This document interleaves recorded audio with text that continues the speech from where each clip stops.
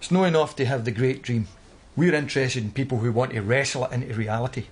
And that means getting your sleeves rolled up and dealing with the rough as well as the smooth. We ended up taking the responsibility and, in the scheme, you're disempowered. There's no responsibility, there's no, in the Free State we kind of relearned how to take responsibility in some small way. And we relearned to articulate our voice. And in some ways we found direction. In some ways I feel the motorway was only incidental. I want to create a world where people rise to their duty and stand up for their honest cares about what's happening locally in their environment. I feel that's healthy and it's good. So therefore, no matter what the issue is, I feel that Pollock at that time I felt was very disenfranchised. It wasn't really a positive place to live. Because, it gets to you a bit after, gang fighting streets and your old man out chasing punters and gangs and, people getting stabbed and killed. Out of that chaos, an order was born. Within Pollock Free State, there was an order. What we're trying to achieve, well, the GALGAEL itself is an effort to try and bring together some sense of positive identity for our community and nation. As you know yourself, Govan, in the early days, there was only 3,000 people, 150 years ago. Mm-hmm. The population mushroomed to 90,000 in a couple of generations, and it was an influx from the Gaelic-speaking parts of the north of Scotland and Ireland.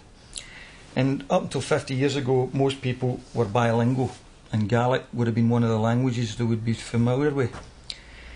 In the modern Scotland, we find there's many cultural influences here, and we're wrestling with an identity. In the 9th century they coined the term GALGAEL because the Norse came, they invaded, they settled, they were assimilated into Gaelic culture, they adopted the Gaelic language and Gaelic way of life. However, they brought their own culture with them. Scottish culture evolved. In the modern Scotland, with many cultural influences, we believe the host nation can embrace that. We can be a better place for it. We feel that we need to develop a sense of identity that can be positive in going forward into the future, whilst not leaving our own culture behind. I've always felt, when I went to North America and stayed with the Sioux Indians, the Lakota Sioux, they had a similar struggle. I went into a prefab house. One of the gentlemen took me in and we met his granny. His granny could only speak Lakota Sioux. And the kid running about, watching the telly, could only speak English. Within one household, there was a death of a language. Yes. When I came home, my granny could speak Gaelic. I could witness the same, because I don't speak Gaelic fluently. And what we're seeing is, we're seeing the bleaching out of our own culture. We're seeing it all over the world. We're doing our small wee bit to stay anchored. You can't be opposed to everything. I'm not interested in polarising situation. I just want to see a debate. And we can get round the table, we can discuss. We can transcend our prejudices, whether you're poor, working class, or you've got this or that or the other. I feel that it's time for open-minded people to get together and have a new debate. So we're not really wanting to continue the same old battle, rich against poor and all this carry on.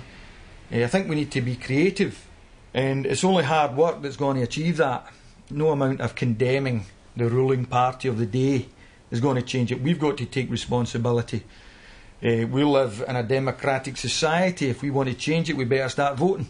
We better start using and exercising our freedoms within this system before we start becoming hot potatoes. And that's what gets me.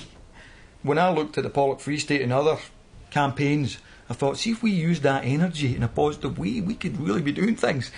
GALGAEL is trying to do that. We don't want to make enemies, we just want to help create a better community. The foundation values of Christianity: love, forgiveness. These ideas are foundation values which I connect with very deeply. I'm not a conventional Christian. I don't go to church every Sunday. However, I do have a deep respect for the gospel message, if you like. And I don't, sometimes people think, oh, we're some kind of crazy counterculture, GALGAEL, we're all pagans and stuff. Well, when I read the Bible, when you've got Jesus going to the wilderness for 40 days, you realise you're dealing with a wilderness man. And then when you look at the Gaelic culture, the poetry, it's about your mountains, your seas, your lochs, the wildlife, the nature comes through very strongly. And these things anchor people, and they anchor a sense of place and a sense of connectedness. It's not enough to have the great dream. We're interested in people who want to wrestle it into reality, and that means getting your sleeves rolled up and dealing with the rough as well as the smooth. We ended up taking the responsibility, and in the scheme you're disempowered.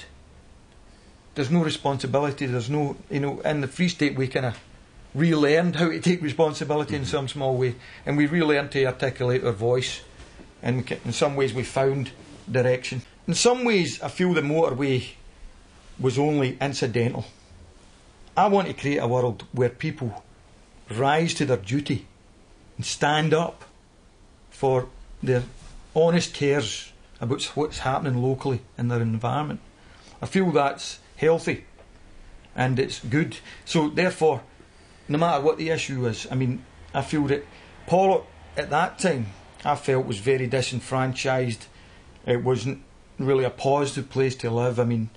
Because, it gets to you, but after, gang fighting streets and your old man out chasing punters and gangs and, people getting stabbed and killed. Out of that chaos, an order was born within Pollock Free State.